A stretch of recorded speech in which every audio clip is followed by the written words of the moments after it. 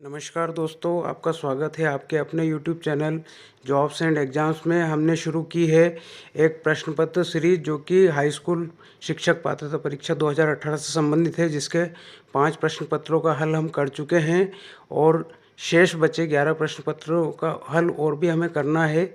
इस वीडियो में मैं लेकर आया हूँ उसका दूसरा भाग। पहला भाग यदि आपने नहीं लिया है तो मैं दे दूँगा डिस्क्रिप्शन लिंक में। शुरू करते हैं वीडियो।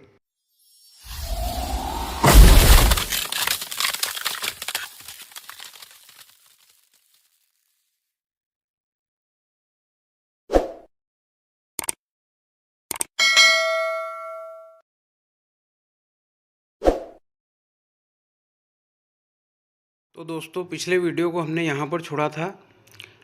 छठा पेपर जो हुआ था वो 5 फरवरी 2019 को दोपहर की शिफ्ट का हाई स्कूल शिक्षक पात्रता परीक्षा 2018 के द्वारा। इसका पहला क्वेश्चन था, समस्या समाधान के उन स्कूलों में सफल होने की संभावना अधिक है जहाँ एक शिक्षक केंद्रित अध्यापकी प्रभाव में होती है, 2 छात्र सजाती है, 3 जोर केवल अनुशासन पर होता है, 4 अनुनय पाठ्यक्रम जगह में होता है। उत्तर स्पष्ट हो रहा है यहाँ पे कि अनुनय पाठ्यक्रम की जगह में होता है। दूसरा क्वेश्चन है, स्मृति में सूचना निम्न में भंडारित होती है। नंबर 1 केवल एटीएम, नंबर 2 एलटीएम और एटीएम, नंबर 3 एसटीएम और एलटीएम, नंबर 4 केवल कार्यकारी स्मृति। उत्तर है एसटीएम और एलटीएम। तीसरा प्रश्न है, एक संदेश की विषय वस्तु को प्राप्त करने के लिए सुनने की प्रक्रिया है। नंबर 1 जांच विधि श्रवण, नंबर 2 निश्चय श्रवण, नंबर 3 विमर्शी श्रवण, नंबर 4 उपरोक्त में से कोई नहीं। उत्तर होगा विमर्शी श्रवण। चौथा प्रश्न है, शिक्षण की प्रक्रिया में एक शिक्षक को हमेशा निम्न के लिए कोशिश करना चाहिए। नंबर 1 पर्याप्त गृह कार्य देने की, नंबर 2 छात्रों को अच्छी मनोवृत्ति में रखने की, नंबर 3 सजा की गंभीरता बढ़ाने की, नंबर 4 उचित प्रतिपुष्टि और प्रबलन देने की। तो इसका उत्तर होगा उचित प्रतिपुष्टि और प्रबलन देने की। पांचवा प्रश्न है, दृश्य मनोयोग की अवधि का मापन निम्न के द्वारा किया जाता है। Number 1 periscope, number 2 microscope, number 3 tachistoscope, number 4 kaleidoscope. इसका उत्तर तीसरा टेकिस्टोस्कोप होगा। छठा प्रश्न है, सबसे अलग हटकर चिंतन निम्न से संबंधित है। नंबर 1 अपसारी चिंतन, नंबर 2 तार्किक चिंतन, नंबर 3 मूल्यांकनात्मक चिंतन, नंबर 4 अभिसारी चिंतन। इसका उत्तर होना चाहिए अपसारी चिंतन। समावेशी शिक्षा एक स्कूल शिक्षा प्रणाली को संदर्भित करती है जो नंबर 1 विशेष स्कूलों के माध्यम से विशेष ज़रूरतों वाले बच्चों की शिक्षा को प्रोत्साहन करता है, नंबर 2 केवल बालिका की शिक्षा को बढ़ावा देने की आवश्यकता पर बल देती है, नंबर 3 भौतिक बौद्धिक सामाजिक बहुभाषा संबंधी या अन्य अलग अलग स्थितियों की परवाह किए बिना बच्चों को शामिल करती है, केवल प्रतिभाशाली बच्चों को शामिल करती है। इसका उत्तर तीसरा होगा भौतिक बौद्धिक सामाजिक बहुभाषा संबंधी या अन्य अलग अलग स्थितियों की परवाह किए बिना बच्चों को शामिल करती है। आठवां प्रश्न है, एक बच्चे के गलत काम को बदलने का सबसे अच्छा तरीका निम्न है। नंबर 1 एक और मौका देकर, नंबर 2 अच्छे नैतिक मूल्य का शिक्षण देकर, नंबर 3 दंड देकर और नंबर 4 है पुरस्कार देकर। तो क्लियर है कि इसका उत्तर अच्छे नैतिक मूल्य का शिक्षण देकर होगा। 9वां प्रश्न है, अधिगम में अक्षम व्यक्ति की सहायता करने का सर्वश्रेष्ठ तरीका निम्न है। नंबर 1 उनके मूलभूत कौशल जैसे पढ़ना लिखना स्पेलिंग तथा समझ को बेहतर बनाएं। नंबर 2 जोर दें ताकि वे अपनी अक्षमता पर जीत प्राप्त कर पाएँ। नंबर 3 उन्हें अध्ययन के लिए कम चीज़ें दें। नंबर 4 उन्हें कम गृह कार्य दें। ये इसमें भी उत्तर स्पष्ट है, समझ में आ रहा है कि पहला उत्तर उसका उनके मूलभूत कौशल जैसे पढ़ना लिखना स्पेलिंग तथा समझ को बेहतर बनाएं। 10वां प्रश्न है, छात्रों को उनका अध्ययन अच्छी तरह से करने में सहायता करने का सबसे अच्छा तरीका है। नंबर 1 मार्गदर्शन और परामर्श, नंबर 2 सजा, नंबर 3 कठोर और सख्त अनुशासन, नंबर 4 पुरस्कार। क्लियर है कि मार्गदर्शन और परामर्श के द्वारा ही छात्रों का अध्ययन हम अच्छी तरह से कर सकते हैं। तो उत्तर मार्गदर्शन और परामर्श होगा। 11वां प्रश्न, जब एक ही छात्र के लिए दूसरी बार परीक्षण प्रशासित किया जाता है और उसमें पहले जैसा ही परिणाम प्राप्त हो तो किस प्रकार के परीक्षण को कहा जाता है। तो नंबर 1 दोहराने योग्य, नंबर 2 विश्वसनीय, नंबर 3 वैध, नंबर 4 मानक। इसका उत्तर होगा विश्वसनीय।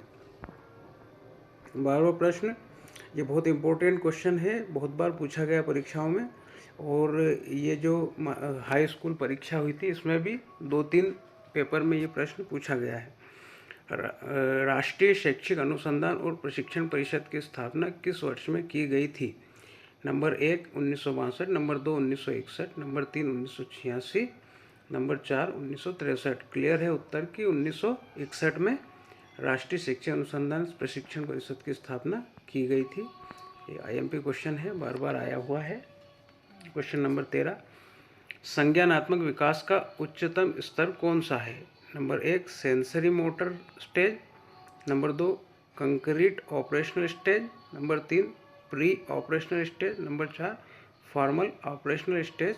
इसका उत्तर होगा formal operational stage. Question number 14, समूह शिक्षण का लाभ कौन सा नहीं है।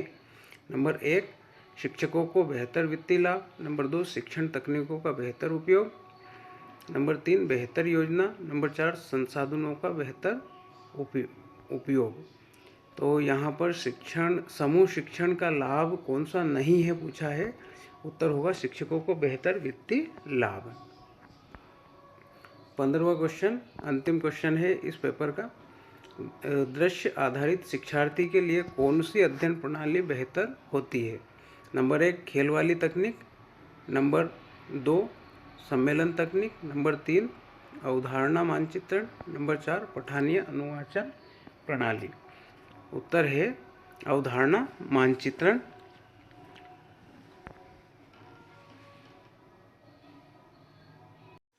हाई स्कूल पात्रता परीक्षा 2018 में 6 फरवरी 2019 को पहली शिफ्ट का जो पेपर था वो अब हम हल करेंगे।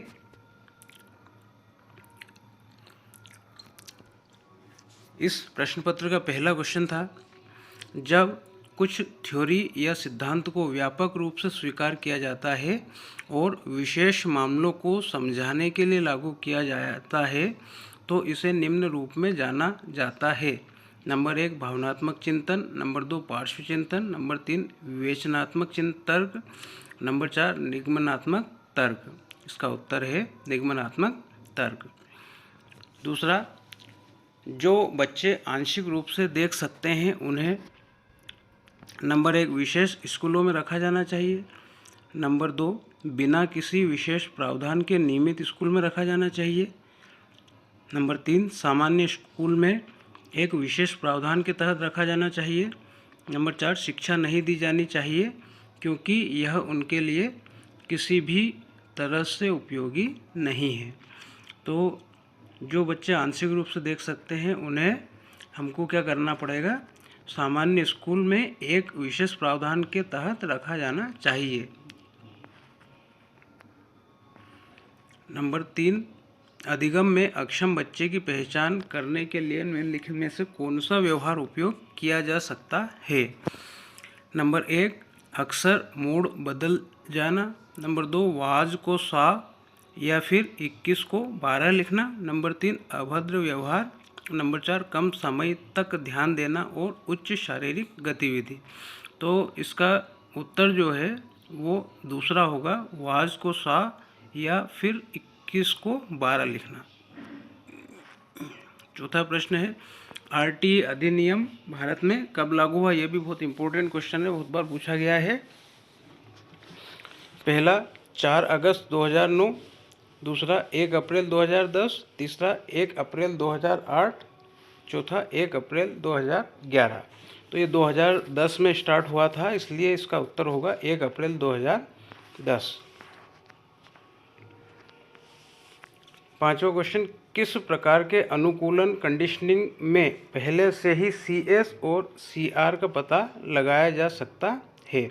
नंबर 1 चिन्ह अधिगम, नंबर 2 मौखिक अधिगम, number 3 classical conditioning, number 4 instrumental conditioning. इसका उत्तर भी क्लासिकल कंडीशनिंग होगा।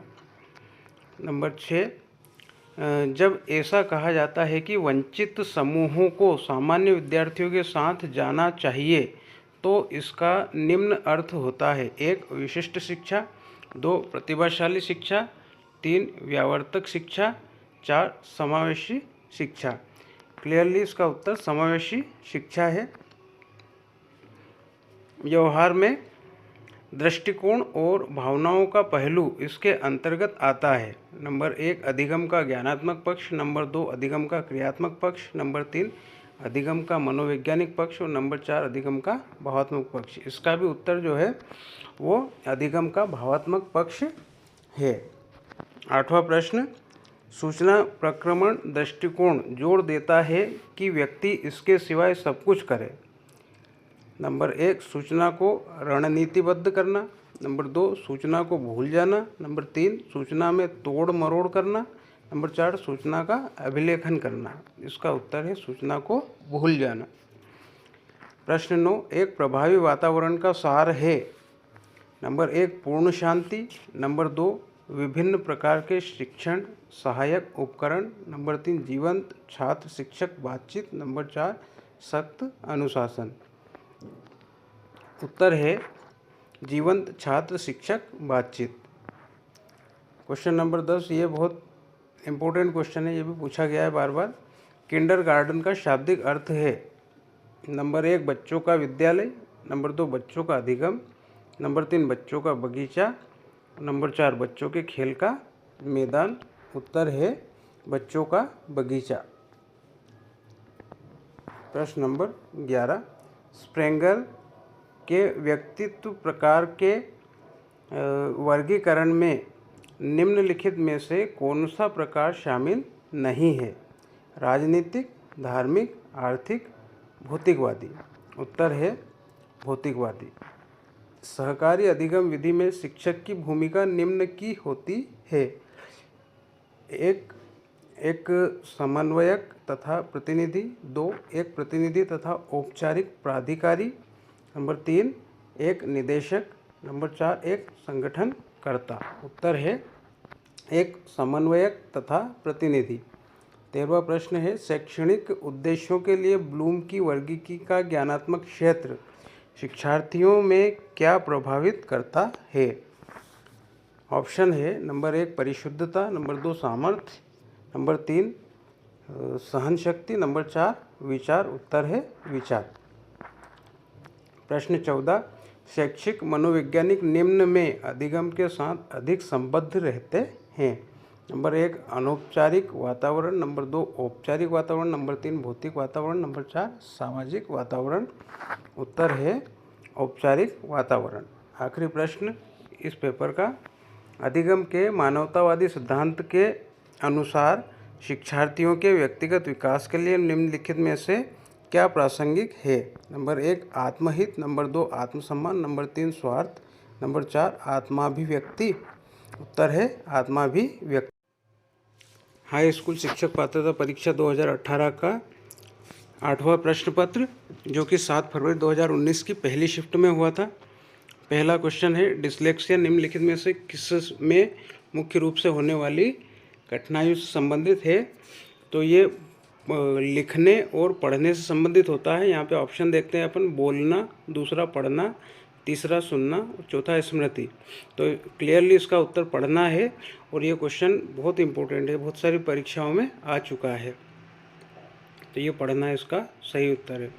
निम्नलिखित में से कौन सा कोहलबर्ग के नैतिक विकास के सिद्धांत का हिस्सा नहीं है? पहला पारस्परिक संबंध, दूसरा व्यक्तिगतता और विनिमय, तीसरा सामाजिक अनुबंध और सामाजिक अधिकार, चौथा सार्वभौमिक सिद्धांत। इसमें हिस्सा नहीं है पूछा है, तो ये आएगा सामाजिक अनुबंध और सामाजिक अधिकार। तीसरा प्रश्न, निगमनात्मक तर्क में निम्न शामिल होता है। नंबर 1, सामान्य से विशिष्ट की ओर तर्क। नंबर 2, विशिष्ट से सामान्य की ओर तर्क। नंबर 3, अवधारणात्मक चिंतन। नंबर 4, ज्ञान का सक्रिय निर्माण और पुनर्निर्माण। उत्तर है इसका सामान्य से विशिष्ट की ओर तर्क। नंबर 4, जीन पियाजे के अनुसार पूर्ववर्ती चरण वाले बच्चे होते हैं। नंबर 1, सामाजिक। नंबर 2, जटिल। नंबर 3, आत्मकेंद्रित। नंबर 4, अनुकूलनी। जीन पियाजे के अनुसार जो है वो आत्मकेंद्रित बच्चों को जो है लिया गया है, इसलिए इसका उत्तर होगा आत्मकेंद्रित। इनमें से कौन सा एक शिक्षक के लिए एक निर्देशक सामग्री है? अनुपूरक पठन सामग्री। 2, पाठ्यचर्या गाइड। 3, नोटबुक्स। 4, black board. इसमें भी क्लियरली अनुपूरक पठन सामग्री जो है इसका उत्तर होना चाहिए।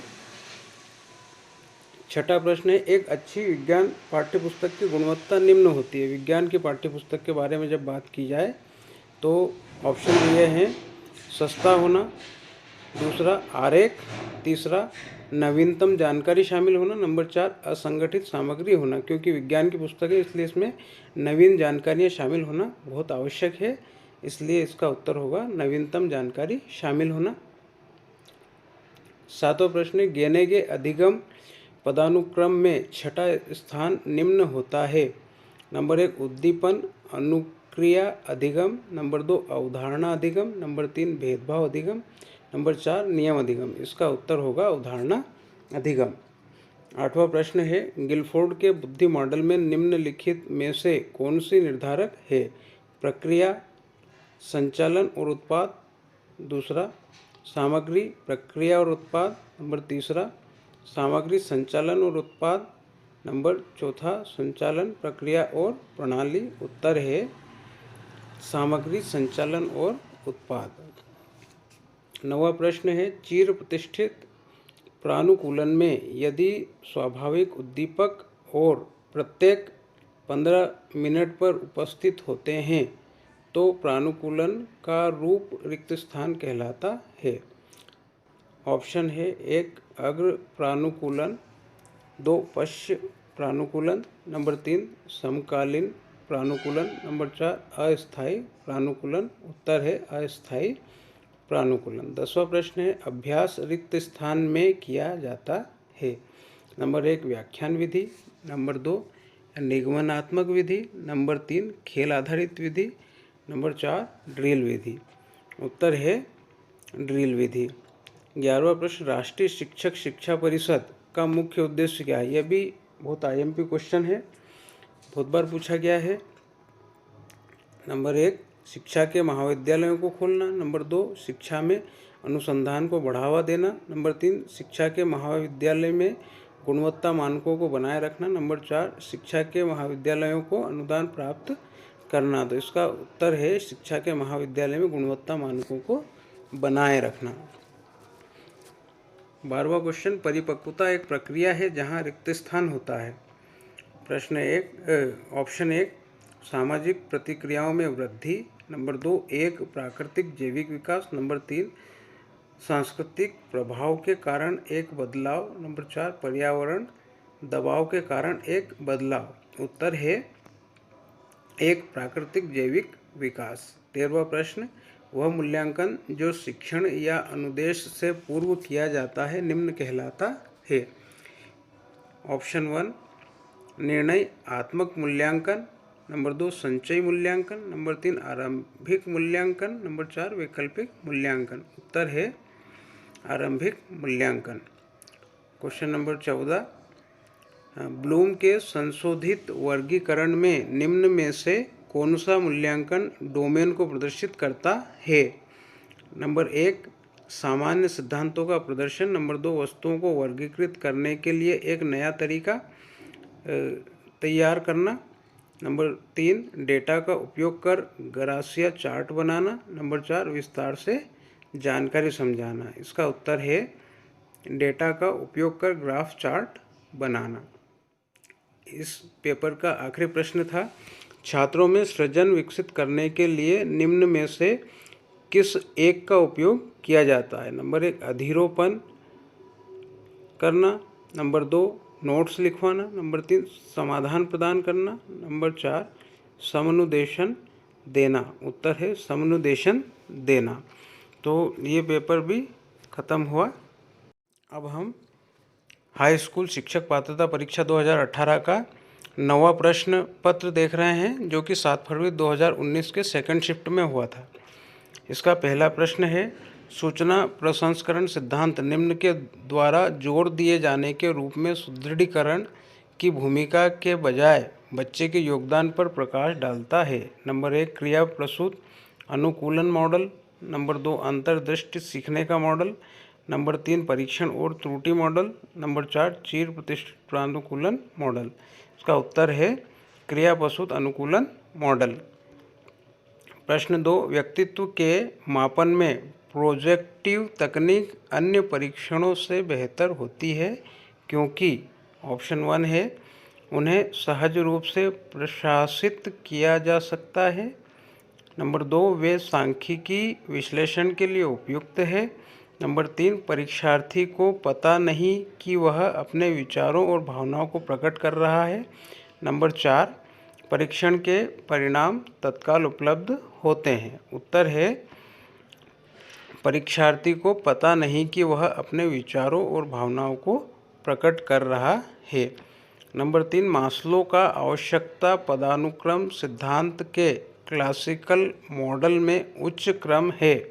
नंबर 1 सुरक्षा आवश्यकताएं, नंबर 2 संबद्धता आवश्यकताएं, नंबर 3 सम्मान की आवश्यकताएं, नंबर 4 आत्मबोध या आत्म वास्तविकीकरण की आवश्यकताएं। इसका उत्तर आत्मबोध या आत्म वास्तविकीकरण की आवश्यकताएं होगा। इसमें उत्तर लिखा हुआ नहीं है, लेकिन चौथा उत्तर इसका सही है। नंबर 4 एक शिक्षक की सफलता निम्न होती है। नंबर 1 विद्यार्थियों की उच्च उपलब्धियां, नंबर 2 आकांक्षाओं का उच्च स्तर, नंबर 3 उसका या उसकी पिछली उपलब्धियां, नंबर 4 उसकी या उसका अच्छा शिक्षण कार्य। एक शिक्षक के बारे में बात की जा रही है, इसलिए क्लियरली उसकी या उसका अच्छा शिक्षण कार्य ही इसका उत्तर होना चाहिए। 5वां प्रश्न है संभावित विकास क्षेत्र किसके भाषा विकास सिद्धांत में केंद्रीय अवधारणा है? Number 1 Skinner, number 2 Freud, number 3 पियाजे, नंबर 4 वाइगोत्स्की। इसका उत्तर है वाइगोत्स्की। 6ठा प्रश्न है वाइगोत्स्की के अनुसार संज्ञानात्मक विकास निम्न पर निर्भर होता है। वाइगोत्स्की का संज्ञानात्मक विकास बहुत इम्पोर्टेंट है, इसको अच्छी तरीके से आप पढ़ लीजिएगा, इससे एक प्रश्न आने की संभावना बहुत ज़्यादा है। प्रश्न 1 विकल्प 1 मानसिक परिपक्वता, ऑप्शन 2 शारीरिक परिपक्वता, नंबर 3 आनुवंशिकी, नंबर 4 सामाजिक अंतःक्रियाओं। तो उत्तर है सामाजिक अंतःक्रियाओं। 7वां पियाजे के अनुसार व्यक्तिगत कहानी निम्न की एक विशेषता है। ऑप्शन 1 विलंबित बचपन, ऑप्शन 2 प्रारंभिक बचपन, 3 वयस्कता, 4 किशोरावस्था। तो उत्तर है किशोरावस्था। 8वां प्रश्न कोहलबर्ग के नैतिक विकास के चरणों में सामाजिक मानदंडों से अनुरूपता रिक्त स्थान में देखी जाती है। 1 पश्च पारंपरिक चरण, 2 पूर्व पारंपरिक चरण, 3 नैतिक परिपक्वता प्राप्त करने के पश्चात, 4 पारंपरिक चरण। उत्तर है पारंपरिक चरण। 9वां प्रश्न है आत्मबोध या आत्म वास्तविकीकरण वह मनोदशा है जो निम्न स्थिति में होती है। 1 जब कोई बच्चा अपनी सामर्थ्य तथा कमजोरी को पूरी तरह से उपेक्षा करती है। नंबर 2 जब कोई बच्चा वह हासिल करने के लिए सर्वश्रेष्ठ प्रयास करती है जिसे वह हासिल कर सकती है। नंबर 3 जब कोई बच्चा जीतने के लिए दूसरों के साथ प्रतिस्पर्धा करता है। नंबर 4 जब कोई बच्चा निम्नतम आवश्यकताओं के साथ पूरी तरह संतुष्ट होता है। उत्तर है, जब कोई बच्चा वह हासिल करने के लिए सर्वश्रेष्ठ प्रयास करती है जिसे वह हासिल कर सकती है। 10वां प्रश्न है, समस्या हल करने की वैज्ञानिक विधि में निम्न में से पहला चरण कौन सा है? पहला ऑप्शन निष्कर्ष निकालना, दूसरा परिकल्पना करना, तीसरा समस्या के बारे में जागरूकता, चौथा तथ्यों का विश्लेषण। तो सबसे पहले इसमें समस्या के बारे में जागरूकता है, तो यही इसका उत्तर होगा। 11वां प्रश्न है, निम्नलिखित में से कौन सा संज्ञानात्मक ज्ञान क्षेत्र के उदाहरण के रूप में उद्धृत किया जा सकता है? ऑप्शन 1 है, एक फोटोग्राफिक फिल्म को विकसित करना। नंबर 2, एक मैराथन में दौड़ना। नंबर 3, रखरखाव के लिए जिम्मेदारी लेना। नंबर 4, एक विशिष्ट विषय का वर्णन करना। उत्तर है, एक विशिष्ट विषय का वर्णन करना। 12वां प्रश्न, एक कक्षा की स्थिति में निम्नलिखित में से किस विधियों का उपयोग किया जा सकता है? पहला, मामले का अध्ययन। दूसरा, आत्मनिरीक्षण। तीसरा, प्रयोगात्मक विधि। चौथा, अवलोकन। तो उत्तर आएगा अवलोकन। 13वां प्रश्न है, निम्नलिखित में से कौन सा अधिगम का परिणाम नहीं है? ऑप्शन है, दृष्टिकोण। दूसरा, कौशल। तीसरा, अवधारणाएं। चौथा, परिपक्वता। उत्तर है परिपक्वता। 14वां प्रश्न, जब बच्चा निम्न प्रदर्शित करता है तो वाक विकार नहीं माना जाता है। 1, तुतलाना एवं स्पष्ट उच्चारण करना। नंबर 2, तेजी से लेकिन अस्पष्ट बोलना। नंबर 3, धीमी या तेज गति से बात करना। नंबर 4, हकलाना तथा रुक रुक कर बोलना। उत्तर है धीमी या तेज गति से बात करना। इसका आखिरी प्रश्न है, राजशोक शाही के धब्बा परीक्षण में परीक्षार्थी प्रत्येक कार्ड को कब तक रख सकता है? Option 1, 15 minute. Option 2, 10 minute. Option 3, 5 minute. Option 4, 20 minute. उत्तर है 5 मिनट।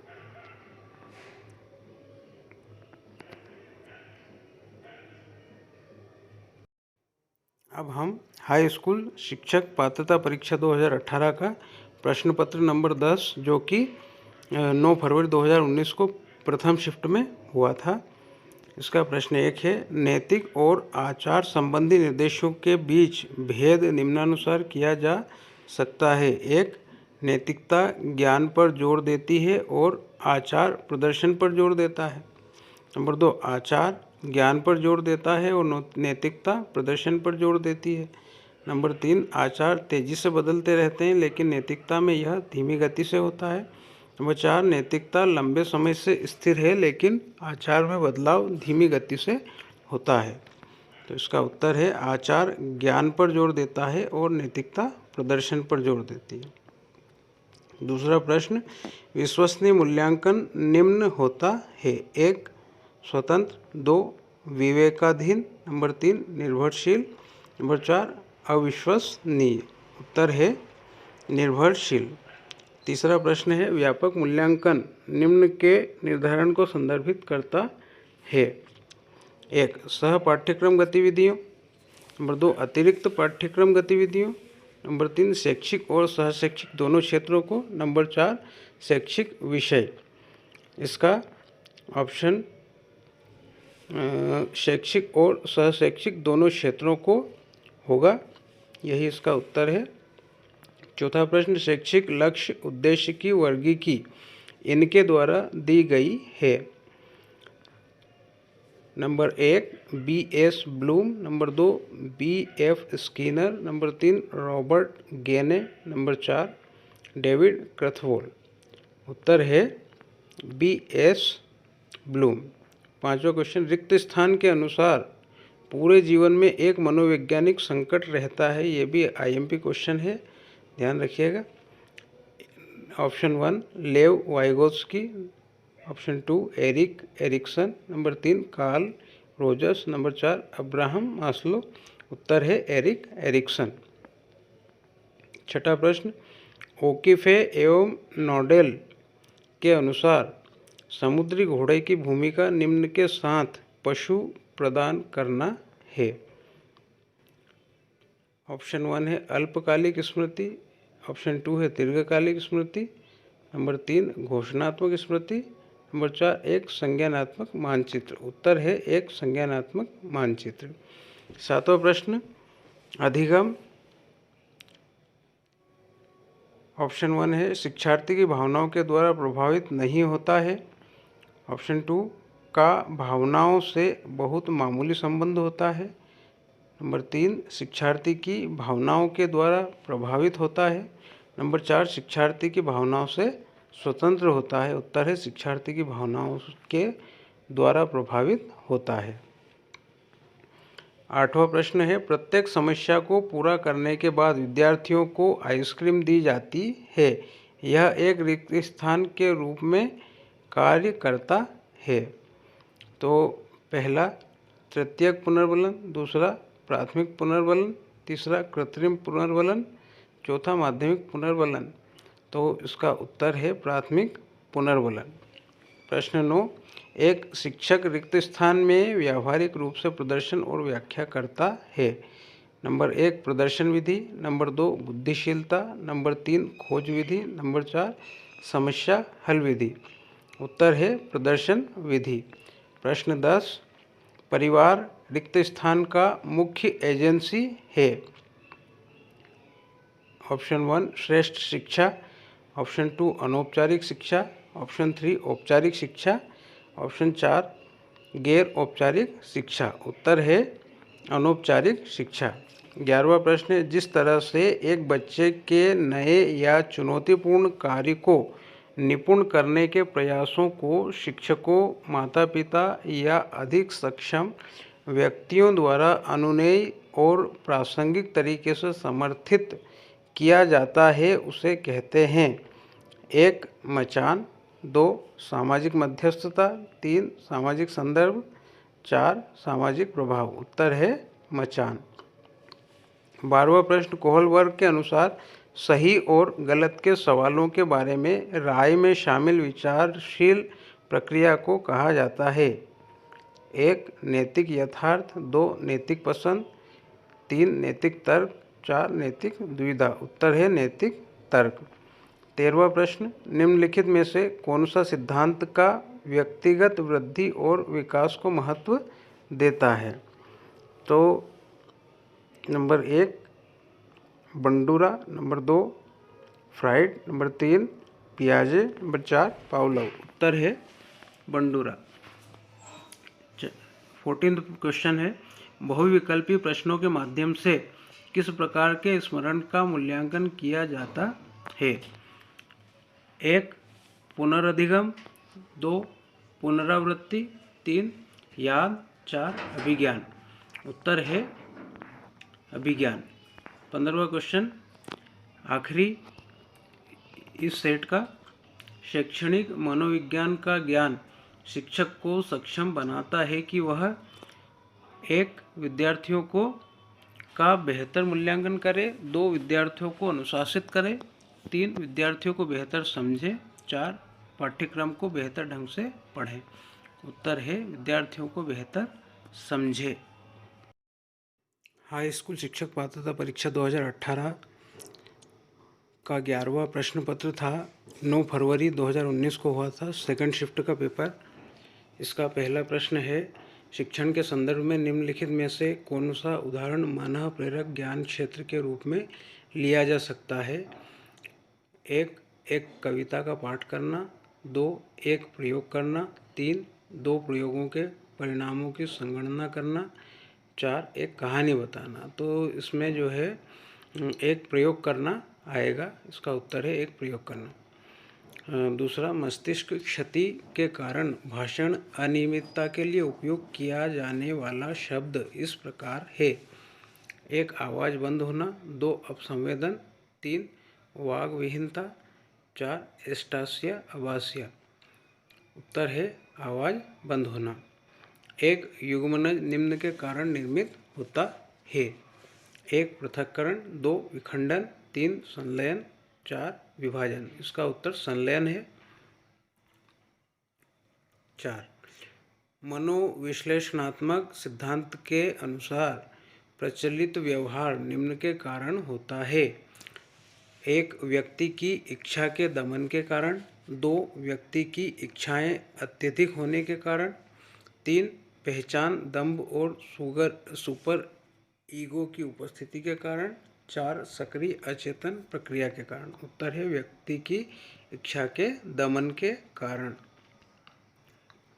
चौथा प्रश्न है, यदि बच्चा 16 को 61 लिखता है और बी को और डी में भ्रमित होता है तो यह संभवतः इसका मामला है। 1 अधिगम अक्षमता। 2 दबाव की प्रतिक्रिया। 3 मानसिक असमर्थता। 4 शारीरिक अक्षमता। 16 को 61 लिख रहा है और बी को डी लिख रहा है, मतलब वो ठीक से सीख नहीं पा रहा है। इसका मतलब वो अधिगम की अक्षमता होगी, इसलिए उत्तर होगा अधिगम की अक्षमता। छठा प्रश्न, निम्न में से कौन विचारों के मनोविश्लेषक स्कूल से संबंधित नहीं है? 1 यूंग। 2 सोलो। 3 फ्रायड। 4 एडलर। इसका उत्तर होगा सोलो। सातवां प्रश्न, कोहलबर्ग और पियाजे के नैतिक तर्क शक्ति के सिद्धांतों पर आगे शोध किया गया तब ऐसा पाया गया कि 1 संज्ञानात्मक विकास के स्तर तथा नैतिक तर्क शक्ति के मध्य कोई संबंध नहीं है।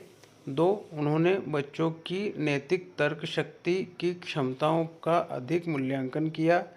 3 उन्होंने नैतिक स्थितियों में बच्चों की क्रियाओं पर अत्यधिक ध्यान केंद्रित किया। 4 उन्होंने बच्चों की नैतिक तर्क शक्ति की क्षमताओं का न्यून आकलन किया।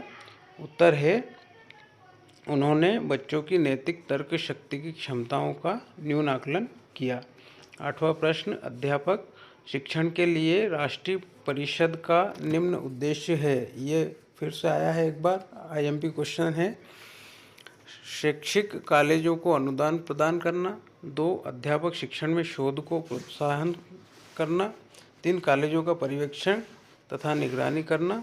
4 शैक्षिक कॉलेज खोलना। उत्तर क्लियरली इसका अध्यापक शिक्षण में शोध को प्रोत्साहन करना होगा, तो यही उत्तर है इसका। मस्तिष्क के 2 गोलार्ध स्नायु तंतुओं के एक सेट से जुड़े होते हैं जिन्हें रिक्त स्थान कहा जाता है। नंबर 1 महासंयोजिका। Number 2 limbic system. नंबर 3 अनुमस्तिष्क। 4 प्रमस्तिष्क।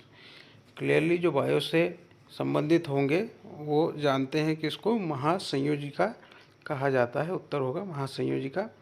10वां प्रश्न, एरिक्सन के ने इस पद को प्रतिपादित किया। नंबर 1 बहिर्मुखी। Number 2 Oedipus complex. नंबर 3 पहचान का संकट। नंबर 4 स्वयं कार्यान्वित भविष्यवाणी। उत्तर है पहचान का संकट। 11वां प्रश्न, ये मैंने उस वक्त भी कहा था कि बहुत इम्पोर्टेंट है, पहले भी आ चुका है, ये इस पेपर में भी आया था। राष्ट्रीय शैक्षिक अनुसंधान और प्रशिक्षण परिषद की स्थापना कब हुई? 1 1960। 2 1962। 3 1961। 4 1963। उत्तर है 1961। 12वां प्रश्न है, मास्लो के पदानुक्रम आवश्यकता सिद्धांत का निम्नतम क्रम है। 1 सुरक्षा आवश्यकताएं। 2 सम्मान की आवश्यकताएं। 3 आत्म वास्तविकीकरण या आत्मबोध की आवश्यकताएं। 4 मनोवैज्ञानिक आवश्यकताएं। तो इसका उत्तर है मनोवैज्ञानिक आवश्यकताएं। 13वां प्रश्न, ब्लूम के अनुसार निम्नलिखित में से कौन सा अधिगम का पक्ष है? 1 व्यावसायिक। 2 प्रायोगिक। 3 सामाजिक। 4 भावात्मक। उत्तर है भावात्मक। 14वां क्वेश्चन, छोटे बच्चे अपने विषय को तेजी से सीख सकते हैं यदि उन्हें नंबर 1 नियमित रूप से दंडित किया जाए। नंबर 2 सही ढंग से अनुशासित किया जाए। नंबर 3 ठीक से निर्देशित किया जाए। नंबर 4 नियमित रूप से प्रशिक्षित किया जाए। इसका उत्तर क्लियरली ठीक से निर्देशित किया जाए आना चाहिए। और आखिरी प्रश्न है इस पेपर का, निम्नलिखित में से शिक्षकों की कौन सी श्रेणी कक्षा में सामने की ओर शिक्षक की तरफ मुंह करते हुए छात्रों की पंक्तियों के पारंपरिक औपचारिक बैठने के तरीके के पक्ष में रहती है। 1 समूह चर्चा, 2 प्रत्यक्ष निर्देश, 3 अप्रत्यक्ष निर्देश, 4 छात्र केंद्रित। उत्तर है प्रत्यक्ष निर्देश। दोस्तों वीडियो काफ़ी बड़ा हो चुका है, इसलिए इसका अगला भाग बचे हुए 5 पेपर और है जो कि हम अगले वीडियो में करने वाले हैं। अगर आपने चैनल को सब्सक्राइब नहीं किया है तो सब्सक्राइब कर लें। ये सीरीज़ जो है अभी चलती रहेगी और आपको पढ़ना मिलता रहेगा, इसलिए चैनल को सब्सक्राइब करें और वीडियो को लाइक करें, शेयर करें